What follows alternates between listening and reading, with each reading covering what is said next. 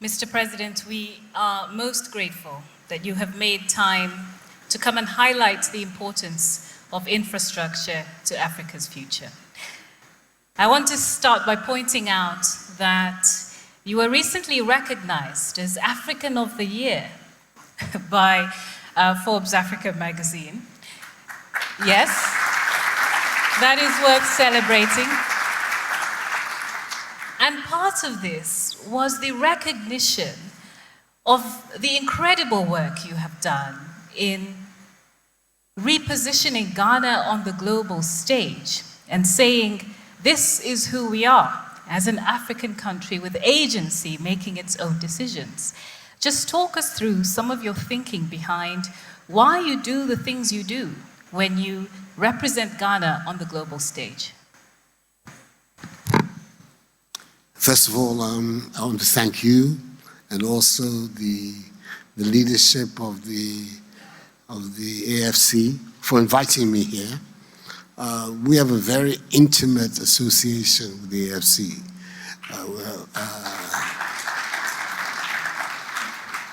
A founder member, a shareholder, and the AFC has done a lot of very significant work in Ghana, especially in our energy sector, and continues to be very engaged.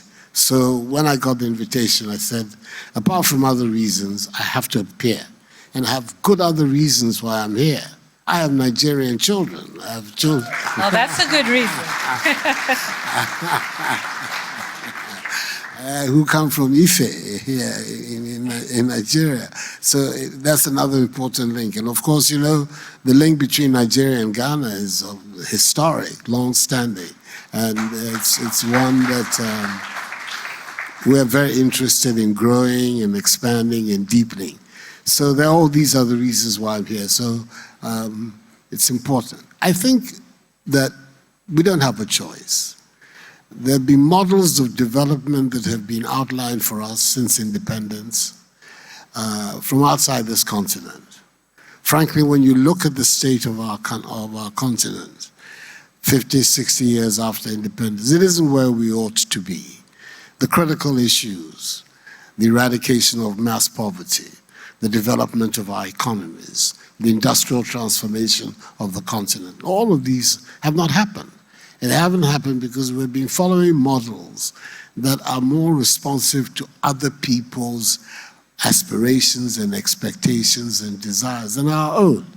So I came into office with the support of the Ghanaian people for us to be able to articulate a new way of going forward, which was, first of all, identifying what are the critical issues that we need to master if we're going to go forward. Clearly, education is critical. And that's why we came forward with this program for opening up access to education in Ghana, the free senior high school policy, which has now made secondary education in Ghana free in the public system of Ghana. It has brought about a significant expansion of access of young people to secondary education.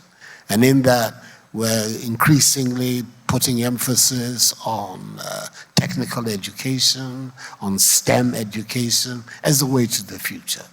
Secondly, we also have to have a more radical view of what we need to do about our industrial transformation. We cannot continue to be exporters of raw materials and expect to develop wealth in our economies. It's not going to happen.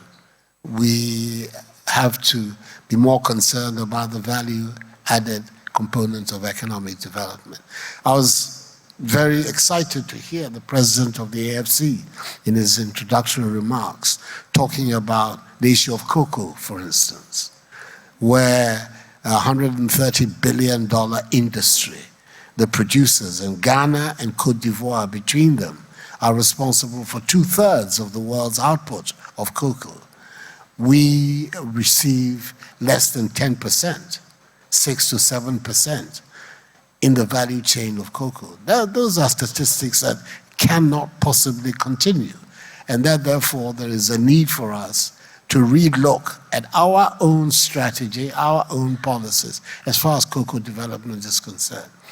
In that area, it led us to an understanding with Côte d'Ivoire, which we call the Cocoa Initiative between our two countries, as part of a strategic relationship between our two countries, which is insisting on certain minimum interventions in the cocoa industry, both on the part of the consumers as well as the producers, to uplift the incomes of our farmers and expand our capacity to grow. And more importantly, focusing the attention on domestic production of chocolate. So the significant efforts are being made in Ghana, not just now to produce the raw bean, but actually do something about its transformation in Ghana. So you have these critical areas of development, of growth, where we need to refocus how we intend to go about it. We're talking about our infrastructure.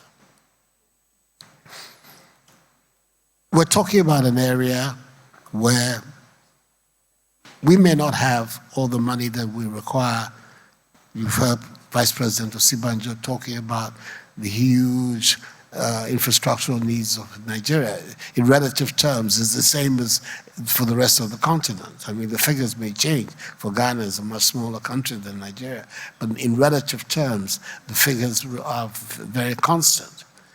And at the same time, you look at our domestic resources.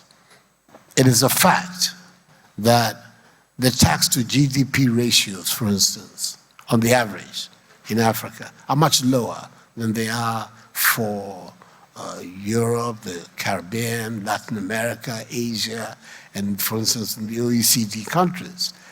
They say that the average tax to GDP ratio of African countries is around about 16%. Whereas in the OECD countries it's 33%. So immediately you can see where a gap has arisen, which needs to be addressed, how to improve our own domestic resource mobilization. But the elephant in the room is that those who are holding the wealth of the world are not in Africa. Global assets in the hands of private sector operators are X number of times much greater than the assets that are available to African countries.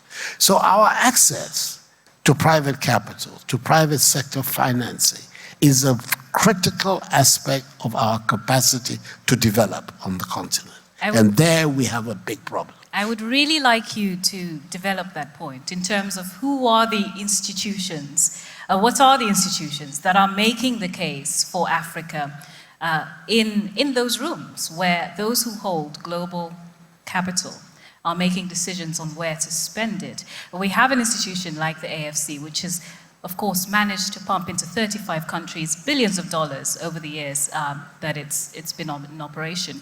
But what do you see as the scope for replicating institutions like the AFC across Africa that can speak at a global level for us?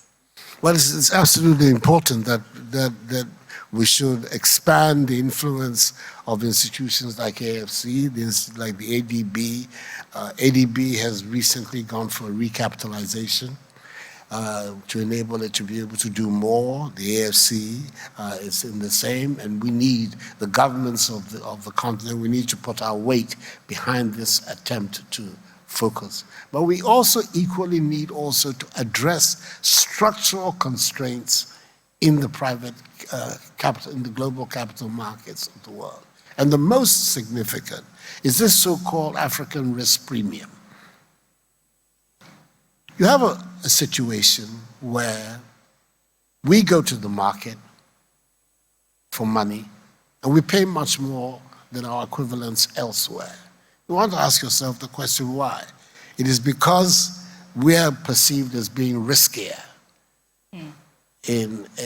for the investors. Risk. How is that defined? Argentina, and this is without prejudice to, but Argentina in recent times has defaulted nine separate occasions on its debt. Yet, 5-6 years ago, I believe it was in 2017, when Argentina went to the market to raise a 100-year bond, it ended up paying a coupon rate of, I believe it's 6.5% to 7%. Angola, which has not defaulted since the end of the Civil War on any of its debt obligations, went to the market at the same time and tried to raise a bond and was asked to pay 2 percentage points more than Argentina. So you ask yourself, well, what is it? What's going on? And these are the matters that the leaders on the continent, we need to find a solution for and address. And I think a discussion with the credit agencies that are responsible for, they're like the gatekeepers of the international capital market. And they are the ones who set the rules. That there's a need for us to engage with them very much more so that we can get a more even playing field, because that in itself would unlock significant amounts of capital that are available for our development. But it is a matter of urgency that all of us need to pay attention to so we can do something about it. It cannot continue to be the case. You don't default on your debts, and yet you're considered a risk. How does that work? Risk is attached to people who time and again find it impossible or are unwilling to pay. We pay when we borrow. And so yet we're still being stigmatized as risky places to put your money. There's something which is not right about that equation, and we need to do something about it. You raise such a crucial point, and we have seen this with the pandemic. This is another thing your administration has pointed out, with ratings agencies, for instance. Over the course of the pandemic, 56% of African countries downgraded. That number in Europe, under 10%, 9.2, I think. In Asia, just about 28%. And yet, Africa showed great resilience. I think the contraction was just under 2%, which, if you look at the global figures, was 3.3%. So a clear asymmetry there. But the question everybody has is, but what can be done? What needs to be done by African governments to change that? I think the statement that was made by Vice President Osinbajo is one that we all ought to take very seriously. The need for us to sit around the table and agree on the way forward in these areas. And by us, you mean I mean African the governments? African governments and its leaders. We have the opportunities with our continental and regional organizations to get together to talk. I think there should be a more pointed effort on our parts, both at the continental and the regional level, to come to grips with some of these issues.